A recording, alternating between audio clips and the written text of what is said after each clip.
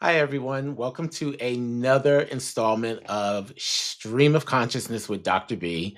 These are my thoughts from me to you, things that I think about periodically, things that I think or that I would like to draw awareness to or bring your attention to. So, thank you for joining. And I hope that you get something out of this particular conversation. I think it's a very useful conversation. As you can see below, the topic today is: are you dealing with depression and what can you do about it? And so, depression is something that I think many people experience at some time in their life, one time or another. And one of the things about depression that is really interesting is we don't always realize when we are in a depressive state. I think that is so interesting because as people, we learn to work through whatever is coming towards us, whatever our problems are, we learn to work through them. I think it's just the nature of who we are as humans.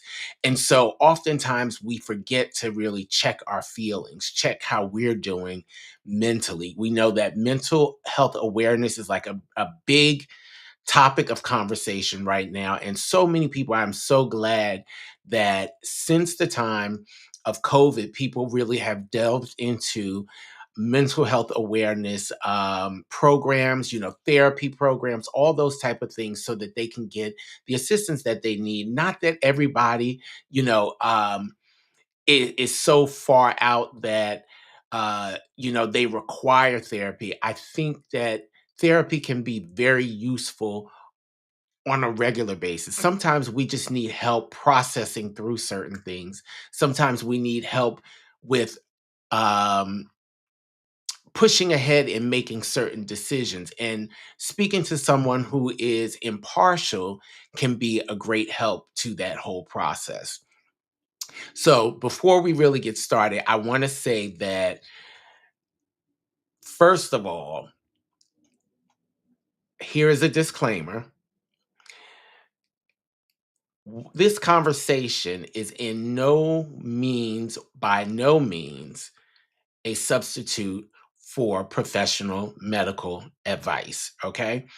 So I don't want anyone to say, oh, this is what you said. This is really conversation and it is my thoughts, right? And my thoughts, not that I don't research the things that I talk about, but I don't want you to take it as the absolute gospel. I think that one of the things that we can do is always research for ourselves. I love that my pastor used to say, um, open your Bible in church. When they read the scripture, don't just sit there and listen, but open your Bible so you can see what the scripture says for yourself. That is one of the most important things that we can do is when you hear things, take it upon yourself to research and really look into it before you just take it as the gospel. So with that being said, I'm going to move forward with our topic today. And like I said, it is, are you dealing with depression and what are some of the things that you can do about it? So, in introducing this topic, I think it is important to make the distinction between what is clinical depression and what is sadness. Like a lot of times people think, oh, I'm sad, I must be depressed. Sadness is um, an emotion that many of us feel at one time or another, but it typically does not impede our daily functioning, whereas depression, it might. So give me a second. I'm going to read the actual direct definition. Clinical depression is a medical condition characterized by persistent sadness, low moods, and loss of interest in activities lasting for about 2 weeks or more. Occasional sadness is a normal human emotion experienced in response to upsetting events or losses. So, the important thing to remember is that clinical depression can significantly impair our daily life, while occasional sadness typically doesn't interfere with the daily functioning. So, different causes for excuse me, depression, common causes for depression. life stress. Things are happening in the world that are unprecedented. And so I think that is one of the main reasons that we may have to check our emotions because we're experiencing things that we've never experienced before. And like I said earlier, we learn as humans how to work through things, but we also have to recognize the state that we're in. So, you know, um, you have life stress, you have different types of trauma, you have genetics, you have chemical imbalances. There are a lot of different types of depression. There's like a major depressive disorder, there's seasonal affective disorder. One of the things I've come across a lot of people, you know, within the past 2 years or so who really mentioned seasonal depression, right?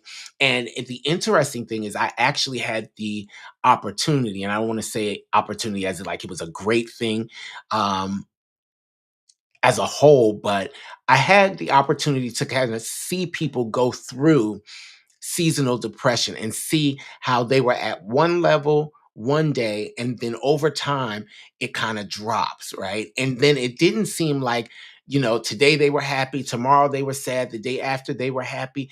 They kind of dipped down into a state of sadness that kind of continued, where you could tell they learned how to work through it, but it was still there for them. They weren't quite the person that they were, during another part of the year. And so that really keyed my eye into what seasonal depression can actually look like.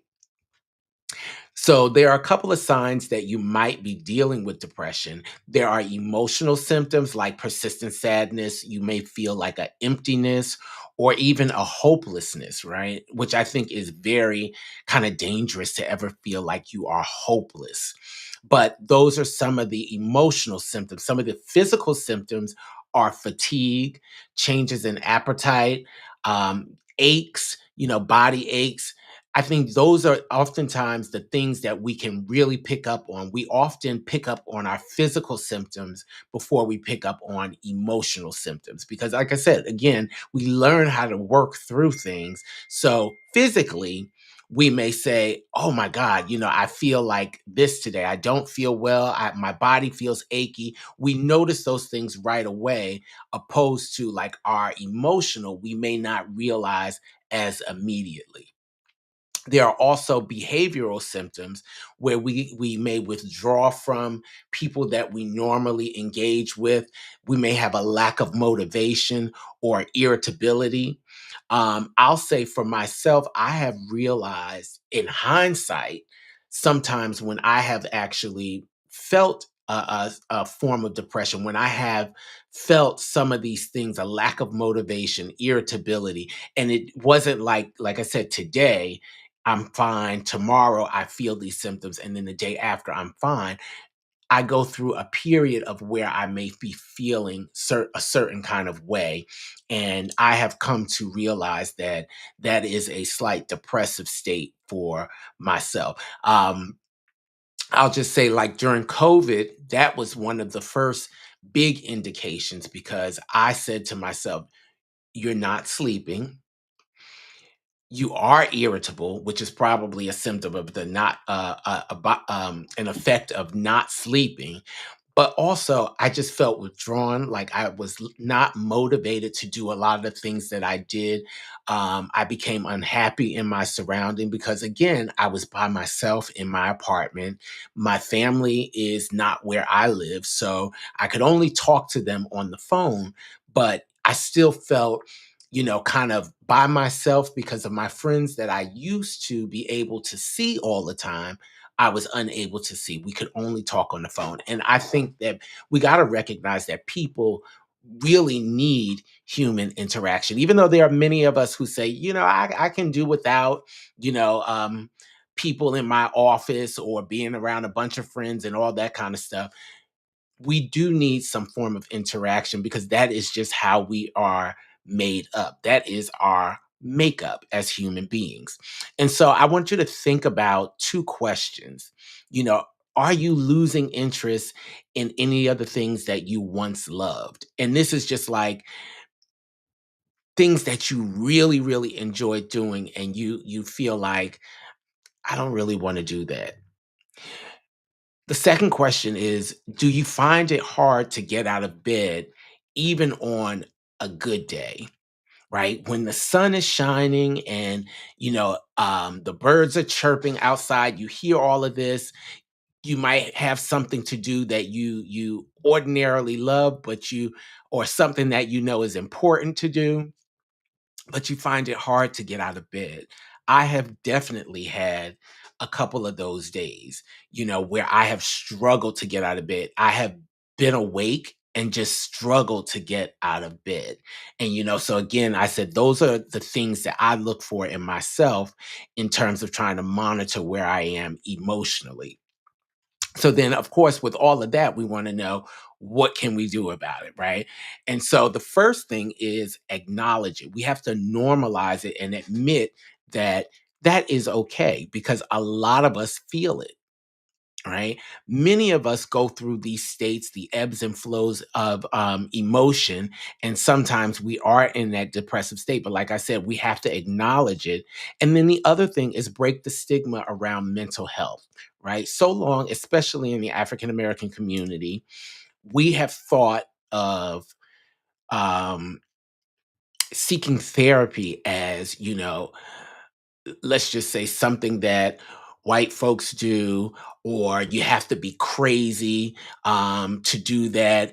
I don't need to talk to anybody about my feelings, all that kind of stuff. And that's why I said I think the biggest thing that or the greatest thing that happened, that came out of COVID, that I realized, was so many people started their mental health journey with therapy.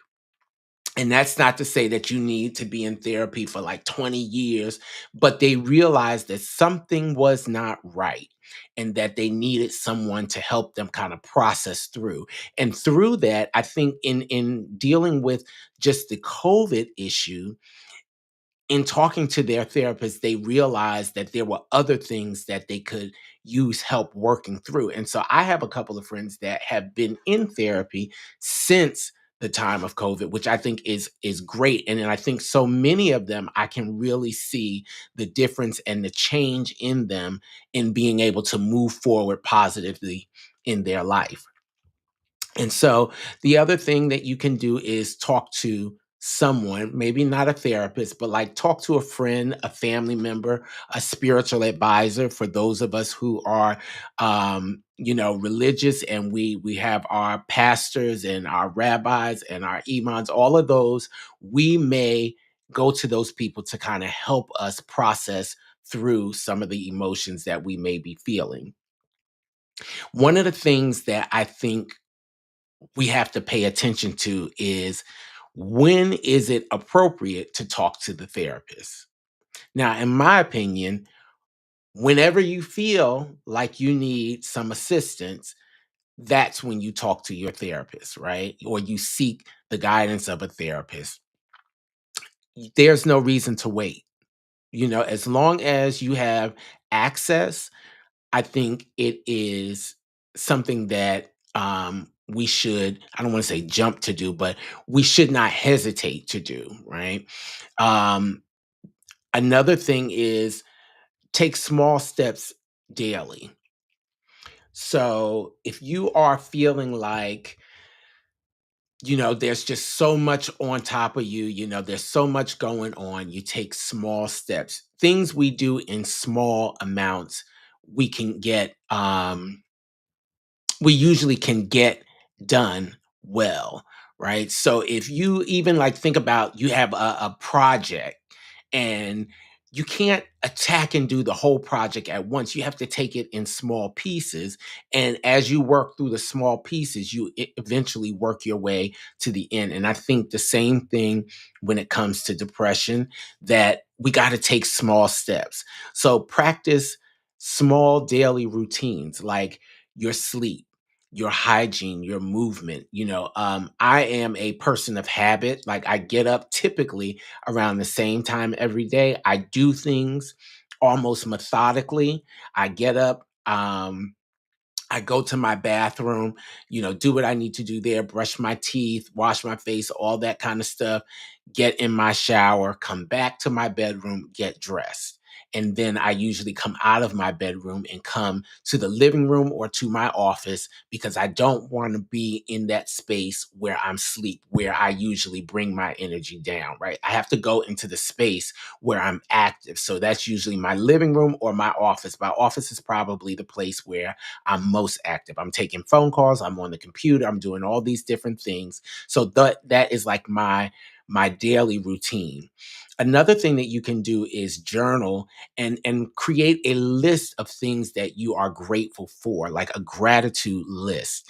And every day, look at this particular list. You can do it every day, or you can do it and read it every day and add to it as you think of more things, but things that you are truly grateful for. When we start to think of how grateful we are for certain things, I think we start to break down that emotion of depression, right?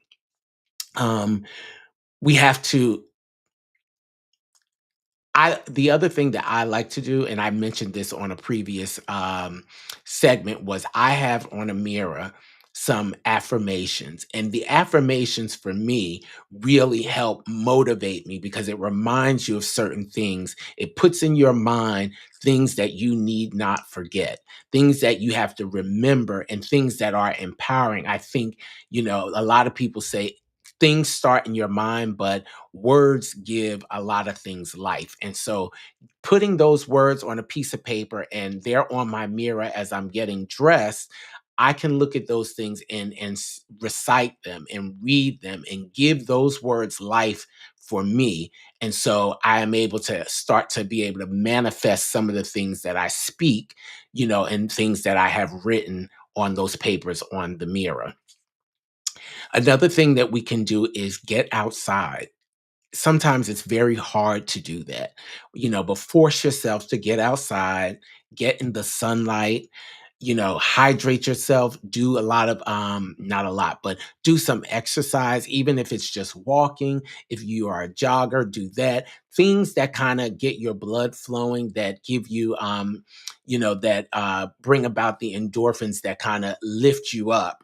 Right. So definitely exercise. You can do breathing exercises if you are not that mobile. If you have mobility issues, one thing that you can do is just learn to properly breathe and kind of meditate a little bit to get beyond that feeling of depression. Another thing that you can do is get around people, get into a community, right? And seek support. There are a lot of online support groups. There are mental health groups. Even when you go to your doctor, you may be able to talk to them about different types of support groups. I thought it was so interesting that I was at my doctor not too long ago, and my doctor said to me, how are you feeling? And so I told her, I was like, well, I'm dealing with a lot. We have stuff at work and, all this kind of stuff. And she said, well, do you think that you could benefit from talking with someone, about those things? And I said, you know what? I probably could. I hadn't really given it much thought, but I probably could because there are days, and like I said earlier, they come a couple of days at a time where I am feeling very fatigued. My motivation level is not there. Things that I was doing at one point kind of regularly, I'm not doing. Like for instance, for me, it is exercise. I bought a treadmill not too long ago, and in the beginning, I was on it, and I would call my friends and I was on it. And they were like, "You are always on this treadmill." And I was doing my thing and I enjoyed it. And then something happened and I kind of slipped into that slump. And I have not been on my treadmill literally for about 2 to 3 weeks. And I have to build back up the motivation. And every day I say, you know what? You have to do some type of exercise, get on the treadmill. And I just have not brought myself to do it. but I do have a lot of, the reminders to get on. And so I hear my reminders every night going off on my phone. The program that I use is great because it is AI powered. And so it sends me a text message every day and it says, this is your goal for today. If I don't do it, it'll say, don't worry about it. We didn't get to it today. We always have time tomorrow, right? And so it's helping me keep track. It's talking to me as though it is an accountability partner, and it's telling me that even though you didn't get to it today, you can get to it tomorrow. The crazy thing was, it said to me, "Okay, you have not done your workout in a while, are you still interested in doing this? Are you still interested in this particular program, or do you want to move on to something else?" So AI is absolutely wonderful in a lot of cases. And I love the fact that it sends me those notifications on my phone so I can see them all the time. But the other thing is, like I said, support groups, you have your faith based support groups, talk to your church, or any other faith based groups that you may be a part of, and see if they have any type of support groups that may assist you. Encourage listeners to check in on their friends, right? Um, I have a group of friends that I talk to all the time. And one of the reasons that I like to talk to them is because they are motivating factors in my life. We all kind of motivate each other in a lot of different ways. And I look forward to talking to them, to sharing things with them, and bouncing things off of them. So I think when you check in on your friends or when you talk to people regularly, you can see certain changes in them and you can recognize certain things. Um, I can definitely tell when certain ones are feeling a kind of way by how they move, when they're on the phone, the conversation that they have, things like that. And that it has come because I talk to them regularly, that I can now sense those changes. So check in on your friends, see how they're doing, ask them how they're doing when you know that they are going through certain things. Tap them on the shoulder and say, "Hey, how's everything going? I know you're dealing with this. How's everything? Is there anything that I can do to help you? Um, is there any word of advice? Anything, just anything, reach out to them because it may be just reaching out can do a lot for them beyond um even asking them if there's anything that you can do. Just the fact that you have reached out to them may make a world of difference in itself. There are a tons of professional help support groups, and I can definitely add them to our show notes for today. Um, and give you those resources. There are lots of resources, paid, free support groups, all those kind of things. And I will provide that information in the notes as well. But as we get ready to come to a close, I want to thank you first for listening, um just giving me the benefit of your ear. I want to encourage you to share this information with someone else because I hope that in the many things that I talk about, that it may be of help to someone. I think a lot of times we look at ourselves and we have our thoughts, and we think sometimes nobody wants to hear what we think about certain things, right? And that's quite possible. A lot of people may not. They may care less what you have to say, but there may be somebody whose ear may be pricked by something that you said, something that may jog something in their mind. As to whatever the topic is. So, if someone, I hope that as this message goes out, someone who may be dealing with a form of depression may say, that kind of sounded like me. Or even if they haven't yet recognized that they're going through something, they can say, those symptoms sound a little bit like me, and then maybe they will talk to someone, a faith-based leader. They may talk to a friend. They may seek out, a professional therapist. They may do something that can help them move beyond the state where they're in. If you have a personal story about some, a time that you were depressed, not in depressed, a time that you were depressed, feel free to share it. Your stories can often help someone else. I believe that a lot of us experience a lot of the same things, but we choose not to talk about certain things. Therefore, however way we were able to move forward and move through it, the next person does not have the benefit of that knowledge. But if we choose to share our own stories, we can help people move through the different stages that they may be in. We can let them know what we did to move forward, and that may be of use to them. And so, lastly, like I said, I just want to thank everyone for listening for the few minutes that I came on here. I have not been on here in about a week or two. And so, if you listen to the topic, that may clue you into something. But I want to say I'm happy to be back, happy to share, and I hope that this particular topic will be beneficial to someone, and it may be helpful to someone. If there is anything that you think, a question that you may have, or an exciting or thoughtful topic that you think would be great to talk about, please let me know. Please leave it in the comments.